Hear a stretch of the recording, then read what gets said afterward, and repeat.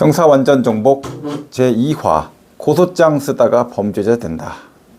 자, 이게 무슨 말일까요? 안녕하세요.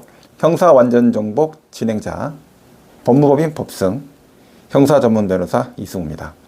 자, 억울한 일을 당했을 때 직접 법적 대응 고민하시는 분들 요즘 정말 많으시죠?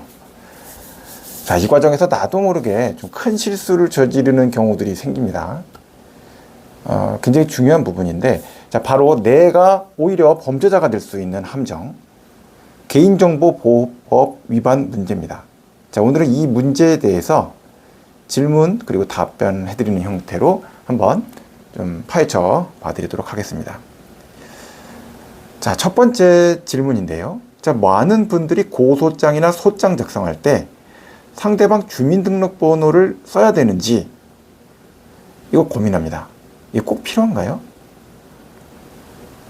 이 점과 관련돼서 내가 서류를 갖고 있고 그 사람하고 주민등록번호를 교환할 수 있었던 그런 법적 상태에 있다고 한다면 그건 문제가 없습니다. 자, 그런데 내가 그 사람 주민등록번호를 직접 알 길이 없어요. 그런 경우라면 절대로 그렇게 기재할 필요가 없습니다. 오히려 주민등록번호를 기재하는 것은 커다란 위험을 초래할 수가 있죠. 자, 우리나라 개인정보보호법은 주민등록번호, 아주 민감 정보라고 보는데요. 수집, 이용, 제공에 대해서 매우 엄격한 처벌 기준을 적용하고 있습니다. 자, 그래서 여러분이 상대방의 동의 없이 주민등록번호를 제3자 또는 어떤 기관으로부터 좀 불법적으로 적법하지 않은 방법으로 수집해서 고소장에 기재하게 되면요, 그 자체가 불법, 범죄 행위에 해당할 수가 있습니다. 자, 이렇게 말씀을 드리면, 왜 그렇게까지 주민등록번호 기재하는 게 위험합니까?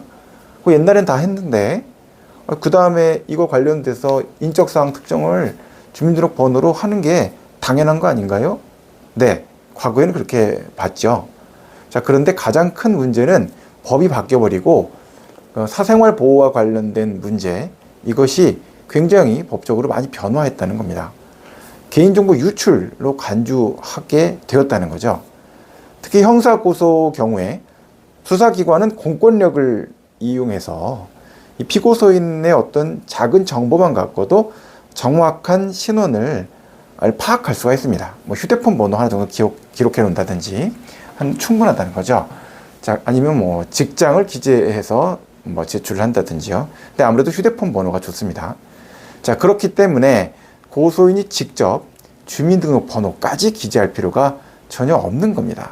자, 만약 이걸 모르고 그냥 어서 구해서 기재했다가 인터넷에서 찾아서 아니면 어디서 문서를 이렇게 찍어와서 기재했다가 5년 이하 징역 또는 5천만 원 이하의 벌금에 처해질 수 있는 개인정보보호법 위반 문제로 오히려 피소될 수가 있습니다.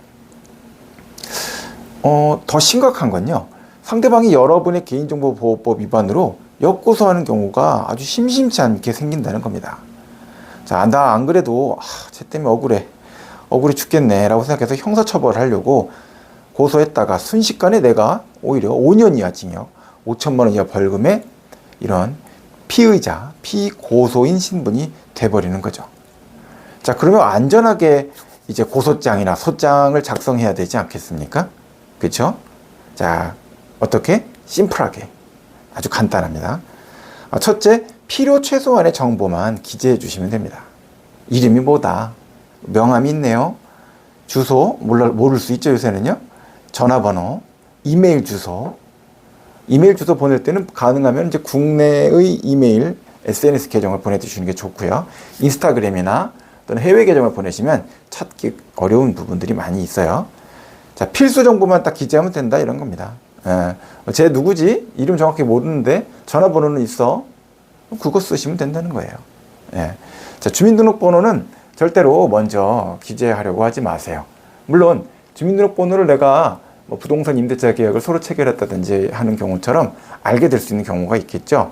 그런 경우라면은 공적 절차에서 우리가 또 계약 절차에서 알게 된 거니까 그걸 고소장 쓰는 데 쓰신 게 문제가 되지는 않아요. 자, 그리고 어떻게 하는 게 더 좋다? 필요 최소한 정보만 기재하고 오히려 법원이나 수사기관의 공적 절차를 활용하는 게 좋다. 안전하다. 당연하다라는 겁니다. 상대방의 정확한 주소나 인적사항 몰라도 민사소송 경우에는 이제 사실조회 신청 제도를 통해서 법원이 대신 정보를 조회할 수 있도록 권한을 부여해주는, 그래서 법원을 통해서 확보할 수가 있고요.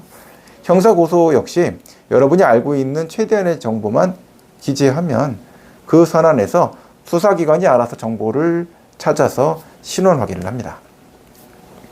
자, 이렇게 되다 보니까 역시 좀 경제적인 여건이 되시거나 상황상으로 봤을 때 이것까지 다 신경 쓸 수가 없다.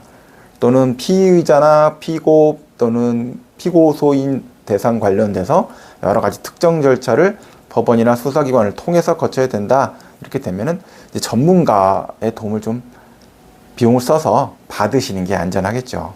그래서 변호사 도움 받는 경우들이 이제 그렇게 해서 생긴다라고 보시고, 변호사가 이제 개인정보보호법 위반이 되지 않도록 안전하게 서류를 처리하고 또 억울한 상황에서 다른 법적 문제에 대해서까지도 같이 법리 검토를 할 수 있도록 하시는 것이 이제 일단 현명하기 때문에 상담은 유선 상담이 되든 아니면 뭐 방문 상담이 되시든 충분히 전문가하고 상담을 해보시는 게 좋다라는 겁니다.